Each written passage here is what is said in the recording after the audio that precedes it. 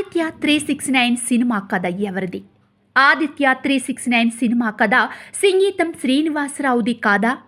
Aditya 369 cinema budget ఎంత?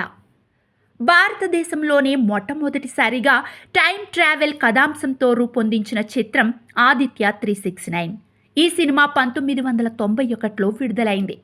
బాలకృష్ణ కథానాయకుడిగా రూపొందించిన ఈ సినిమాలో మోహిని కథానాయికగా నటించారు. ఈ సినిమాకు నిర్మాత అనితా కృష్ణ, ఎస్పి బాలసుబ్రహ్మణ్యంకు ఈమె కూతురు వరుస అవుతారు. శ్రీదేవి మూవీస్ కృష్ణప్రసాద్ సతీమణి. ఈ సినిమాకు ఎస్పి బాలసుబ్రహ్మణ్యం సమర్పకుడు కూడా. 1,60,00,000 రూపాయల బడ్జెట్తో 110 రోజుల్లో సినిమాను రూపొందించారు. సంగీతం శ్రీనివాసరావు చదువుకునే సమయంలో హెచ్. వెల్స్ రాసిన ది టైమ్ మిషన్ అనే నవల ఆధారంగా ఈ కథను తయారు చేసుకున్నారు. ఈ సినిమాలో 3 దశలు ఉంటాయి. అంటే 3 కాలాలు అన్నమాట. సినిమా కథ 1991లో ప్రారంభమవుతుంది. తరువాత టైమ్ మిషన్లో వెనక్కి 1509కి వెళతారు. తరువాత 2050కి వస్తారు. ఈ 3 కాలాల్లో మనుషుల జీవన విధానాలు ఉంటాయి. అయితే ఈ 3 కాలాలను చిత్రీకరించడానికి 3 DOPలు పనిచేశారు. 1991 కాలాన్ని పిసి శ్రీరామ్ చిత్రీకరిస్తే 1509 నాటి సన్నివేశాలను విఎస్ఆర్ స్వామి చిత్రీకరించారు. 2050కి సంబంధించిన దృశ్యాలను కబీర్ లాల్ గారు చిత్రీకరించారు.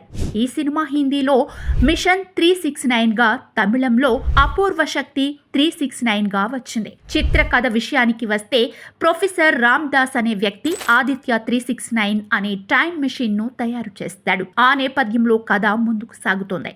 ఈ సినిమాలో కృష్ణకుమార్ అనే పాత్రను బాలకృష్ణ పోషించారు. టైం మిషన్ ఎక్కిన తరువాత వీరు శ్రీకృష్ణ దేవరాయలు కాలానికి వెళ్తారు. అలా వెళ్లిన వారు తమను తాము పరిచయం చేసుకుని అక్కడ జరుగుతున్న పలు కార్యక్రమాల్లో పాలు పంచుకుంటారు. శ్రీకృష్ణ దేవరాయలు దగ్గర ఉన్న కవులు, ముఖ్యంగా తెనాలి రామలింగడు అనే కవితో పలు సన్నివేశాలు చాలా ఆసక్తిగా ఉంటాయి. చక్రవర్తి వద్ద ఉండే ఆస్థాన నర్తకి సింహనందిని అనే నర్తకి కృష్ణకుమార్ మీద మోహం పెంచుకుంటుంది. అతను లొంగకపోవడంతో చక్రవర్తికి అతనిపై లేనిపోని ఆరోపణలు చేస్తుంది.